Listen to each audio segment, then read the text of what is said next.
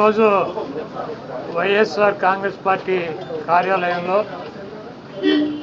YSR Congress party అధ్యక్షులు శ్రీ జగన్మోహన్ రెడ్డి గారి ఆధ్వర్యంలో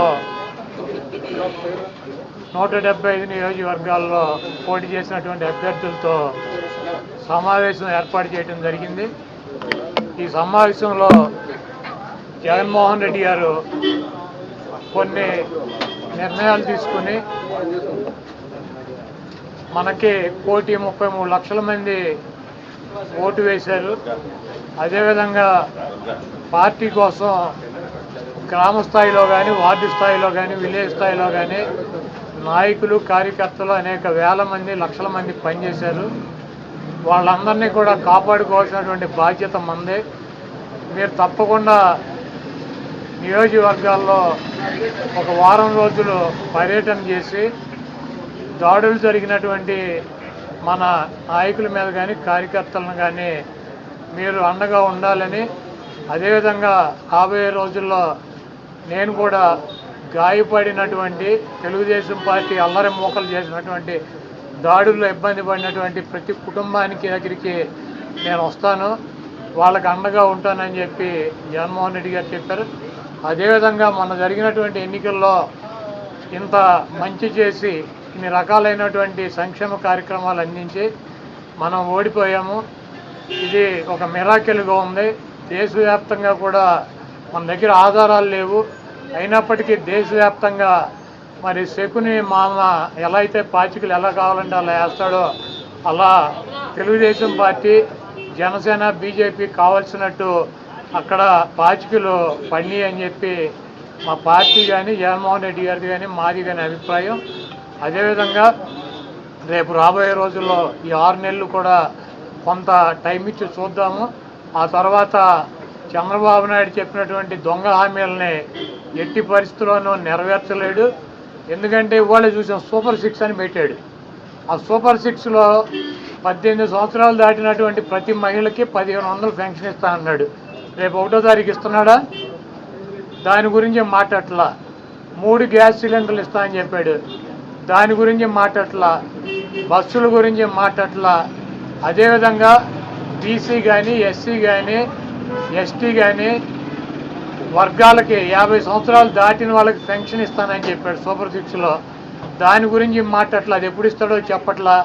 అదేవిధంగా ఇంకోటి 20 లక్షల మందికి నిరుద్యోగులకి ఉద్యోగాలు ఇప్పిస్తాను, ఉద్యోగాలు కనుక ఇప్పించలేకపోతే ఈ లోపు 3,000 రూపాయలు నిరుద్యోగ వృత్తి కూడా ఇస్తానని చెప్పి సూపర్ 6లో పెట్టాడు.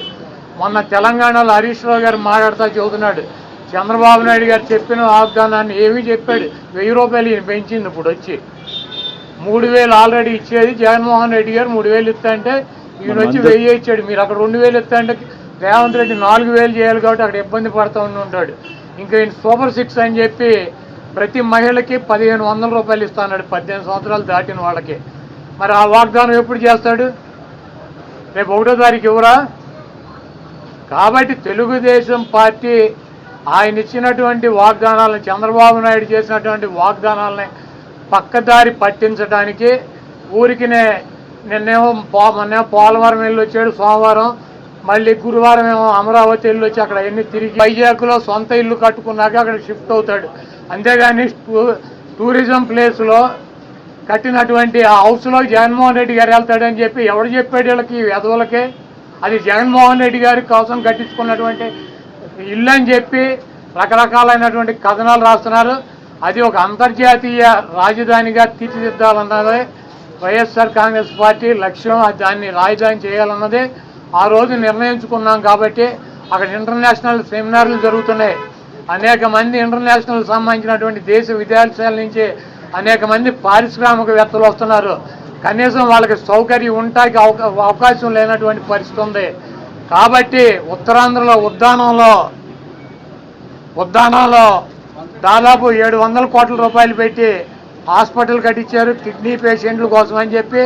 అదేవిధంగా విజయనగరం కావచ్చు, లేదా పార్వతీపురం కావచ్చు, ఉత్తరాంధ్రలోనే 650 కోట్ల రూపాయలు పెట్టి ఒక్కొక్క మెడికల్ కాలేజీ కట్టించారు. అదేవిధంగా టూరిజం ప్లేస్లో అంతర్జాతీయ సంస్థలు కానీ, వ్యక్తులు కానీ వచ్చినప్పుడు అక్కడ ఒక విధిది ఉండాలని చెప్పి ఒక మంచి భవనాన్ని నిర్మిస్తే 7 బిల్డింగులు అయ్యి, ఒక బిల్డింగ్ కాదు 7 బిల్డింగుల్లో జగన్మోహన్ రెడ్డి గారు ఉండరు. 7 బిల్డింగులు కట్టారు. ఆ 7 బిల్డింగుల్లో 7 బ్లాకుల్ని చూపించేది జగన్మోహన్ రెడ్డి గారు 450 కోట్ల రూపాయలు పెట్టి ఇల్లు కట్టుకున్నారని చెప్పి ఈ దుర్మార్గమైనటువంటి ప్రచారం చేస్తున్నారు.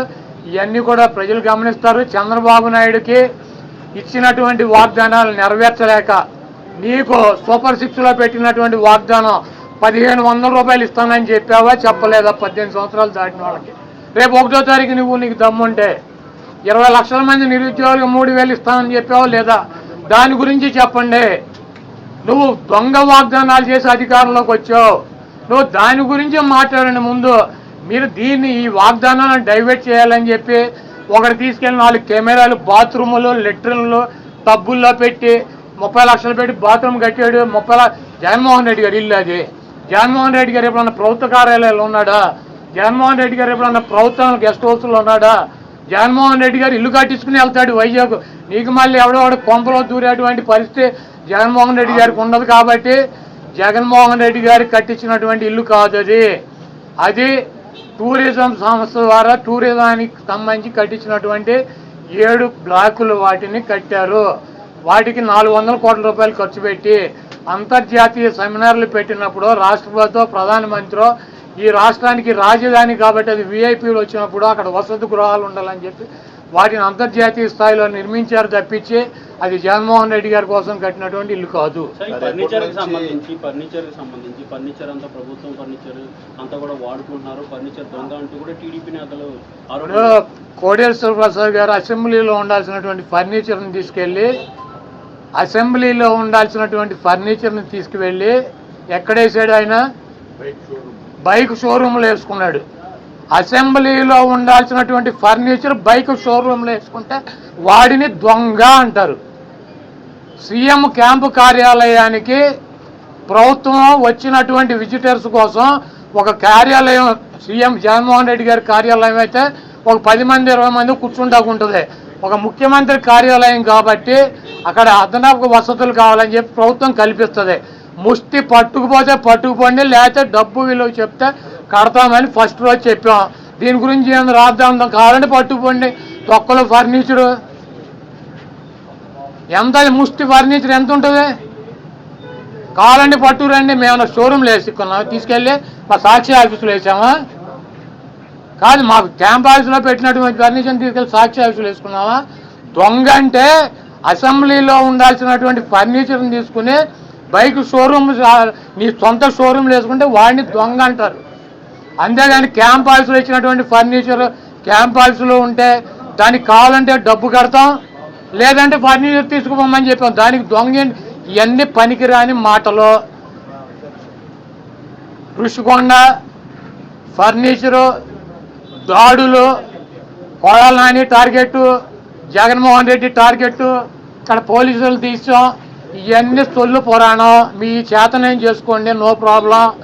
మీరు సూపర్ 6లో పెట్టినటువంటి వాగ్దానాలనే మీరు ఎప్పుడు అమలు చేస్తున్నారో చెప్పాలి. జగన్మోహన్ రెడ్డి గారు తరఫున మేము అడుగుతున్నాం. వైఎస్ఆర్ కాంగ్రెస్ పార్టీ తరఫున చంద్రబాబు నాయుడు అమలు చేసే బాధ్యత నాదని చెప్పి పవన్ కళ్యాణ్ గారు కూడా చెప్పాడు. కాబట్టి ఇవన్నీ సొల్లు పురాణాలు వద్దు. మీరు చేతనేం చేసుకోండి, నో ప్రాబ్లం. మీరు ఎవరిని చంపేయాలో చంపేయండి, ఎవరిని కొట్టాలని ఉన్నారు కొట్టండి, ఏం చేయాలని ఉన్నారు చేసుకోండి. మీరు సూపర్ 6లో ఇచ్చినటువంటి వాగ్దానాలనే 1వ తారీఖు నుంచి 4000 పెన్షన్తో పాటు అమలు చేస్తున్నారా లేదా దీనికి స్పష్టంగా